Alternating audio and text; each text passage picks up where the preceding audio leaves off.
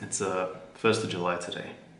I want to take a moment out to talk about Hong Kong. The title of this video is Hypocrisy in Hong Kong, and it's mainly, hopefully I can raise some awareness, but I don't know how much of a difference that's really going to make with the disaster that's going on there. But really what I wanted to point to is just how fraudulent and how weak and how petty all of these, or how sycophantic, the movements by the SJWs have been, for things like BLM or whatever other stupidity they're getting behind.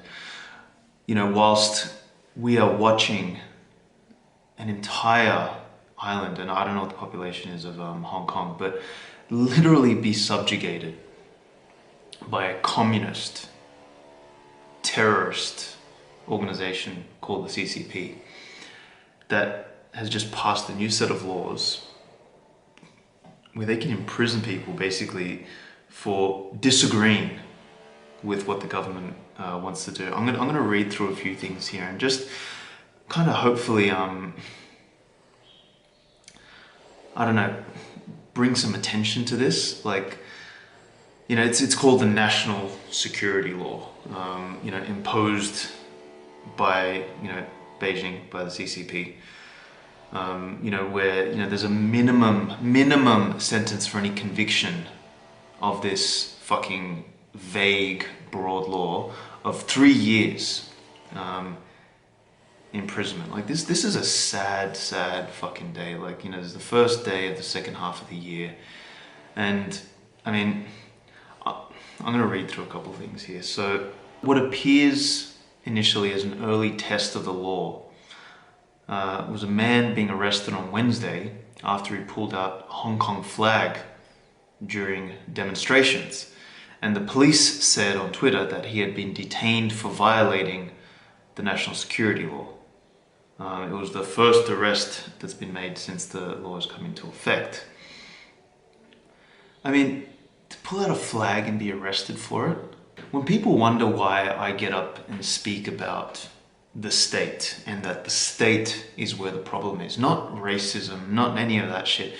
This is a pure example of that. You have the people who are writing the fucking laws without any regard to what the people who are supposed to be being governed by the laws have to say. There is, people talk about, oh yeah, you can vote people into power and you can have no, you fucking can't, not with a state. When you have outsourced your agency and when you've outsourced your responsibility and your power and your right to choose to some bureaucratic fucks who can then create and design whatever laws that they want to,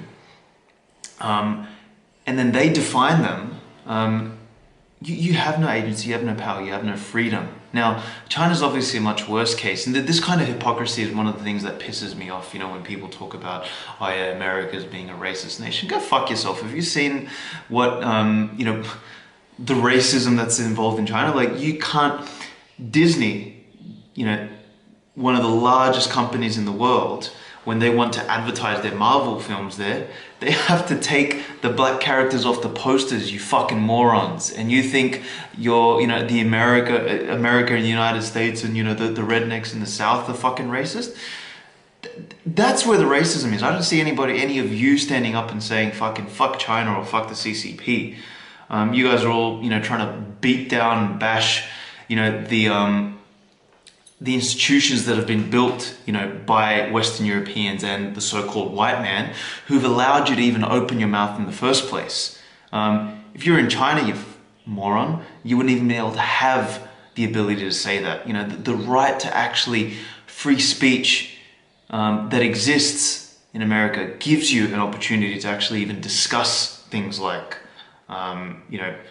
X life matters. But I don't hear you opening your fucking mouth, even a tiny bit, about the injustices that are happening here. I'll read a couple more about them. So, the security law, which includes 66 articles and more than 7,000 words, takes direct aim at the spirited anti-government protests that have convulsed Hong Kong over the past year. The blah, blah, blah. Under the new law, damaging a government building would be considered an act of subversion and punishable by life imprisonment in grave cases. What the fuck does grave mean in the first place? And who the fuck deified a government building as if it's something, more important than an individual?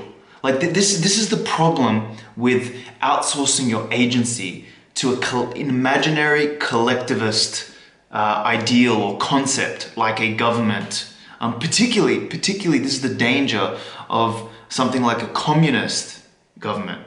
Like these collectivist deranged morons will decide what is moral, what is right, and they will impose it upon you. And you have no choice to be able to make up your mind outside of that. Sabotaging transport would be deemed a terrorist activity, punishable by life in prison if it harms other people or causes significant damage to public or private property. Again, what are the definitions of significant? But even take that out of the equation. Like, who has the right to jail you, particularly in a fucking communist prison, like for your entire life? And again, remember why the Hong Kong people were doing this. So when they were protesting, they went out and they disrupted the efficiency or the infrastructure in Hong Kong to break down the well-known clean, smooth operation that Hong Kong has, as a demonstration that, hey, we are not going to be subjugated by these deranged communist dictators to tell us what to do. So now, their mechanism for protest, for effective protest, is being completely removed and punishable by death. I don't hear fucking anyone talking about this. This is the same as saying, I don't even know. The four major offenses in the law: separatism, subversion, terrorism, and collusion. Collusion with foreign countries are ambiguously worded and give the authorities extensive power to target activists who criticize the party. Separatism by definition, like if you can't have separatism, you have conformity, you have everybody agreeing. We fought World War II to fight Hitler and his anti-separatism. Subversion, the only way to change a system, to make it better, to compete, which is what all natural systems do, is to subvert, to emerge from the ground with a different opinion. They're eliminating that. Terrorism, which is whatever the fuck they want to define it as. And collusion with a foreign country. So if you want to go get some help, apparently now that's illegal and punishable by a minimum of 3 years in prison, or likely, in the case of CCP, death. The law is to punish a tiny number of criminals who seriously endanger national security. A sharp sword hanging high over their heads that will serve as a deterrent against external forces meddling in Hong Kong. This is a dictatorship taking over a peaceful group of people on a peaceful island that have been prosperous for the last 60 years. There is nothing more criminal happening in the world today. And there is none of you fucking social justice warrior, sycophantic, suck-up pieces of shit getting up and saying anything about this. It makes me sick to my stomach. This kind of hypocrisy is why I get angry. This kind of two-faced bullshit where you go out there and you pretend like you give a shit because it's trendy on Instagram to slap a fucking black square on there. But then you go home and continue buying Chinese shit and turning a blind eye to all the fucking garbage that's happening. And don't for a second sit here and, I had a discussion with this idiot the other day who try to give me the whole analogy about, oh yeah, you know, if there's all these houses on the street and one of them is burning, you know, and the other one is not, and the fire engine comes and, you know, doesn't put the one out that's burning, you know, that, what the fuck are you talking about? Do you want to know which houses are burning? This is the house that's burning, you monkey. You know, the other house that's burning is over in Burma, where the so-called Buddhists, you know, again, the state apparatus who just label themselves as Buddhists to try and make themselves sound nicer, literally go and rape, kill, and pillage the Muslims who have a different religious belief. Just because of that, they're not even considered human in that nation. Like, who's putting out those fires? I don't see you getting up and fucking protesting that. I don't see you protesting, you know, the Falun Gong getting slaughtered and, you know, killed and have their organs extracted while they're still fucking alive because they don't recognize the CCP as, you know, the leaders of China. Like, don't get up and get on some moral high ground for, you know, particularly what is a movement of derangement. Like, America, as an example, is one of the most tolerant nations in the world. Despite what you might think about Trump, despite what you might think about white people and the ability to defend yourself and all of that sort of stuff, America was one of the first places, I can't remember if it's the first, to abolish slavery altogether. Slavery still happens around the world, in Africa, in the Middle East, in Asia, in South America. You know, like, you are throwing stones at the countries and the nations. And don't get me wrong here for a second, is, you know, I'm not here supporting America as a nation state, but the values, the principles upon which it was built, the freedom of speech, the right to protect yourself, the right to come together and protest, like these principles that the founding fathers of America put together, the essence of those still exists.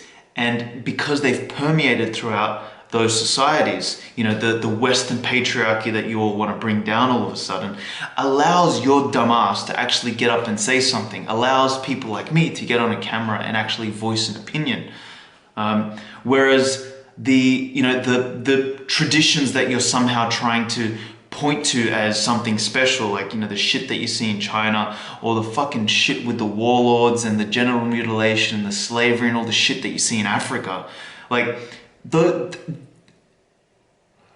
if you want to go back to that, go fuck off back to that. Like, the amount of people that I've seen, like, there was this Arabic moron who, you know, that couple who were Democrats, by the way, who came out and pulled their guns out when there was that Black Lives Matter protest coming near their house in the mansion. I can't remember their names now. But, you know, people sort of like, oh, you know, look how, you know, ugly their house is because it's, you know, this really schmick mansion that they've gone and restored. And, you know, this one idiot trying to make out, in fact, I want to find that tweet now just to explain what he said. But, I mean, this goes to show the kind of derangement syndrome from some of these ungrateful pieces of shit who, in their society, in their world, would never have even been able to open their mouths. They wouldn't even have the right to say anything. And now, because they have the right to say something, you know, they want to pretend like they can get on their high horse and talk about something. Some guy calls himself Kayvan, and his Twitter handle, SHAFIEIKEYVAN. Go and bash him, he's got 12,000 followers. The inside of that armed couple's mansion is just villainously hideous. You fucking worthless scumbag. Like, his philosophy PhD candidate at Georgetown, dissertation on ideology and mass incarceration, Muslim Iranian, singing socialism or bust. Like, how about you go back to a fucking socialist nation, you moron? How about you go back to fucking Iran and go live in one of those, you know, carbon copy buildings over there, and get the fuck out of the United States where you're allowed to even speak, you clown. Like, you know, I'm not even US, I don't even give a shit. Like, that's not my I'm not here to wave the flag for some federal nation, because the US definitely has its own problems, but again, it's the essence of the freedom of speech, the essence of capitalism, the essence of being able to protect yourself, to gather together, to build something of value, to have private property rights, all of those things, which are the antithesis to the moronic shit that you stand for, is the reason you even get to open your mouth. I don't hear you saying anything about the atrocities that are happening in places like Hong Kong right now, where the socialist manifestations, the communism, that is the end goal of the ideologies that your fucking incomprehensibly incompetent mind believes in, is the subjugation of innocent people, and their rights and their lives and their freedom been taken from them. Like, people like this make me absolutely sick. And I hope that, anyone listening to this,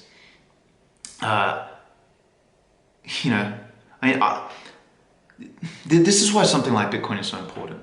Like, it is literally, like, 250 years ago when, people crossed over to America. They crossed over to America 400 or 500 years ago, but like that quarter of a millennia ago, with the independence of America, and this idea that you can find a new land and you can build off a new set of values. Yeah, there was racism and all that sort of stuff, but what you've also got to remember is don't view it with the lens you have today. As a society, we've become far more tolerant because, and I'll talk about this in a future video, the model of, mimetic social and psychological evolution through a framework that Dr. Claire Graves developed alongside Don Beck and a couple of others, called spiral dynamics. And it sort of talks about how we move through, beige survival, through to tribal, through to, power god, through to rules and structures, through to, the orange color, which is more about, science and achievement and breakthroughs and entrepreneurialism, to green, which is, about connectedness and love and all this sort of stuff. Then moving into the higher order functions of, yellow and turquoise, where yellow is the ability to move up and down those levels and really integrate all of them, and turquoise is like a oneness with everything. So I'll talk about that in a future thing, but,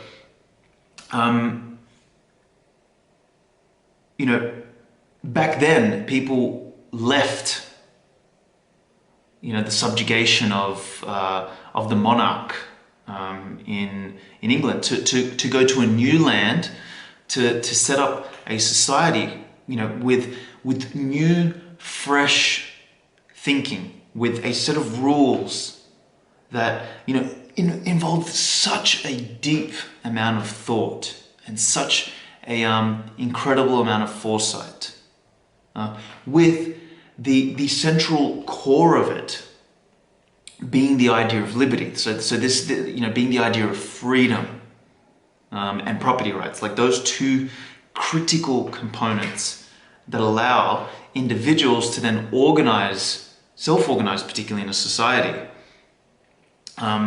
around, and sort of have ethics and values and everything emerge around these two core principles. And when you don't have these two core principles in mind, you end up going off on all these fucking stupid tangents. Or when you lose touch with those core principles, when you stop thinking from first principles, you end up going off on all sorts of deranged tangents, which is where we are, quarter of a millennia after, these foundational principles were established in a nation like America. So I'm getting to the point now, which is, that was able to be done back then. And, the creation of a new nation, like I said, alongside things like racism, etc., which were in the framework or in the context of that particular point in time, were quite normal. If you, Mr. I'm fucking anti-racist today, I don't give a shit where you're born. If you went back there, no matter how much of an SJW you think you are today, you too would have been fucking racist. So you can't throw stones inside a context that you know nothing about. Back then, the concept of racism didn't even fucking exist. It was just normal what they did. So taking that aside, people went there and they created this new society with liberty and freedom private property rights. And private property rights doesn't just mean your stuff. Your first and most important piece of property is yourself and the ability to own yourself. That is, that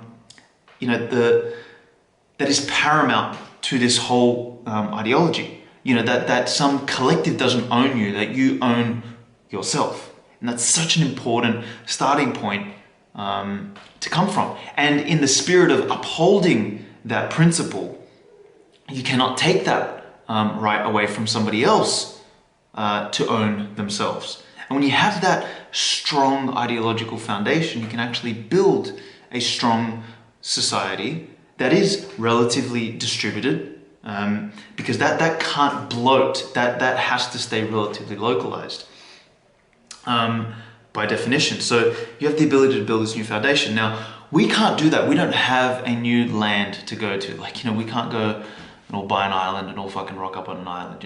Most of the world physically has been colonized at this point in time. Unless we're all gonna fucking go to Antarctica. But I don't think that's gonna happen. So what do we have? We have this thing called Bitcoin, which is a new land, you could call it. It's a new, it's fundamentally it's transcended the physical plane, and it's given us a virtual plane with some verifiable rules that are completely voluntary to opt into or opt out of. Bitcoin doesn't care if you're a part of it or not. You can do whatever the fuck you want. It's up to you. And then when you're inside, or when you're on that virtual realm, when you're in this new promised land, the new America, the new place of liberty, the new place of freedom,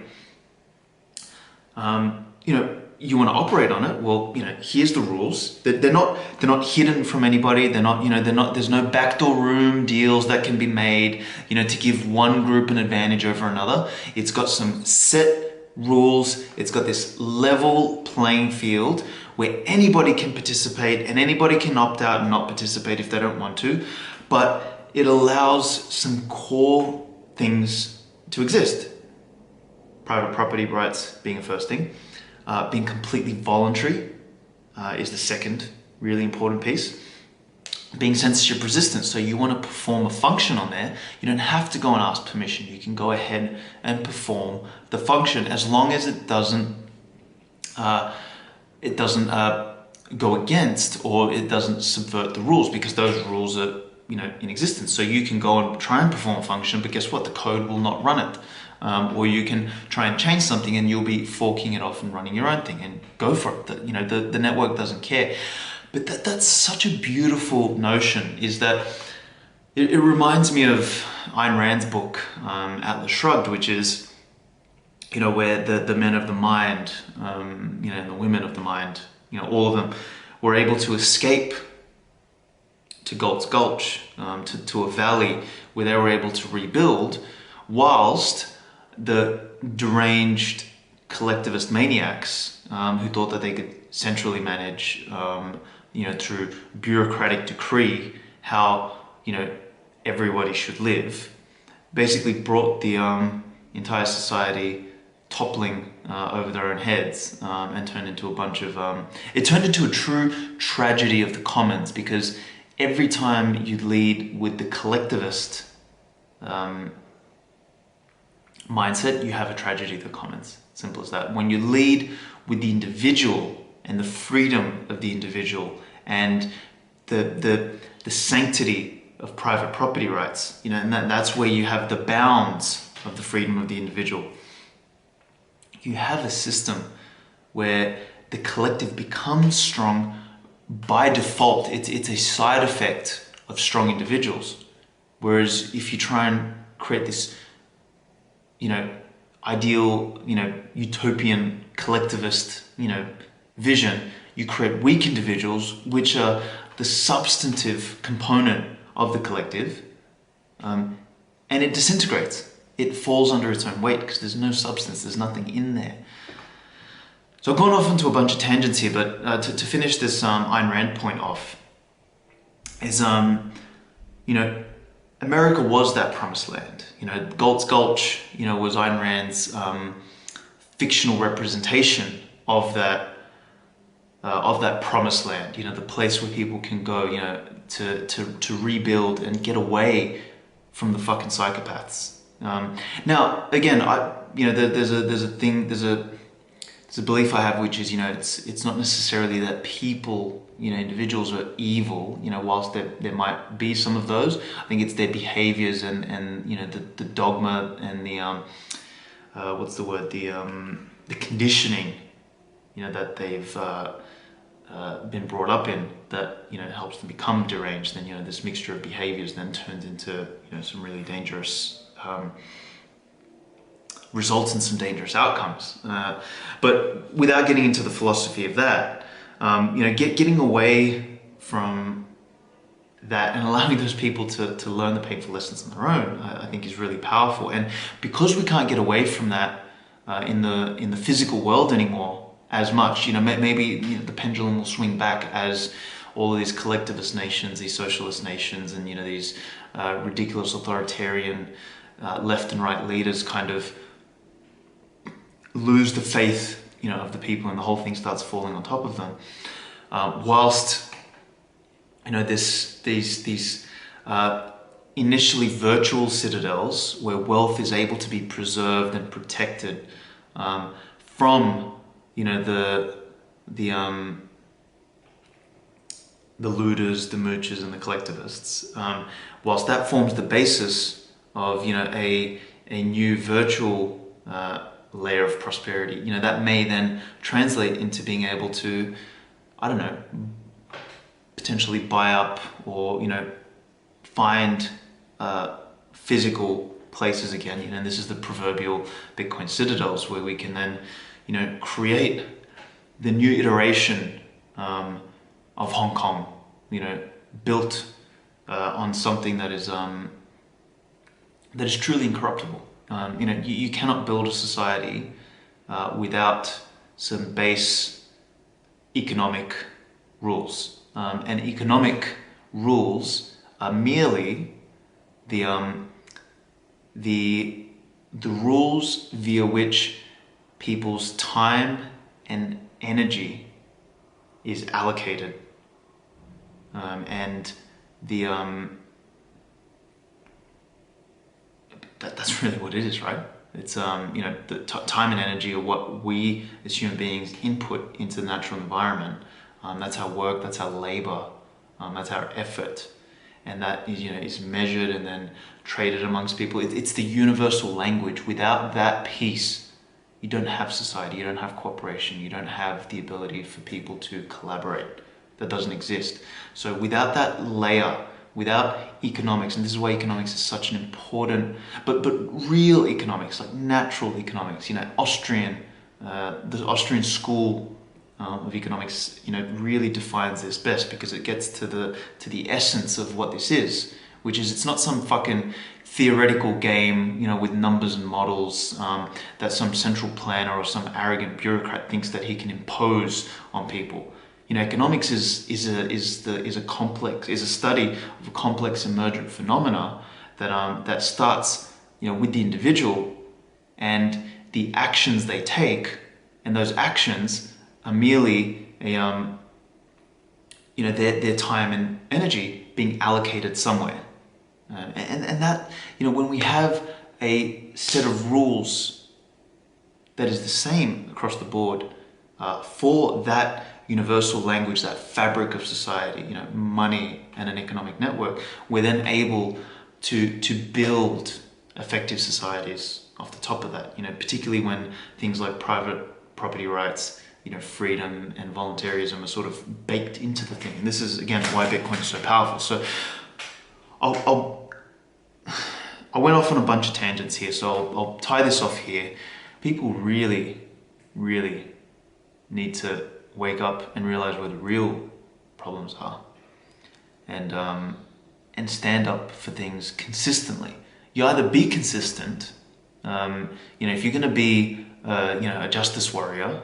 Let's take out the social bit. If you're going to be a justice warrior, be consistent for the love of Christ. and do some research, do some thinking, think a little bit deeper.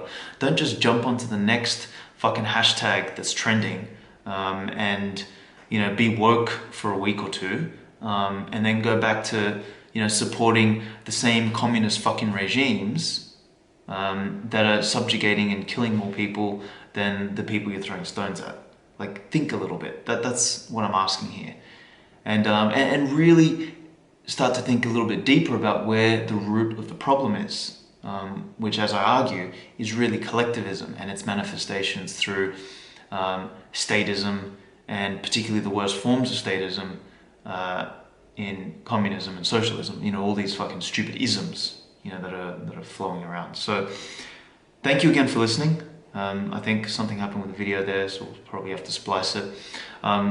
Subscribe to the channel, share this around. I know I swore a lot during this episode, and I promised to try not to, but I mean, look, I'm passionate about this stuff. I really believe freedom is an important ideal, and it's something that we need to optimize society around to build strong individuals, because you build better people, you build better ethics, better values, and just stronger, more robust societies than the weak, hollow, shallow, collectivist shit that is being forced upon us.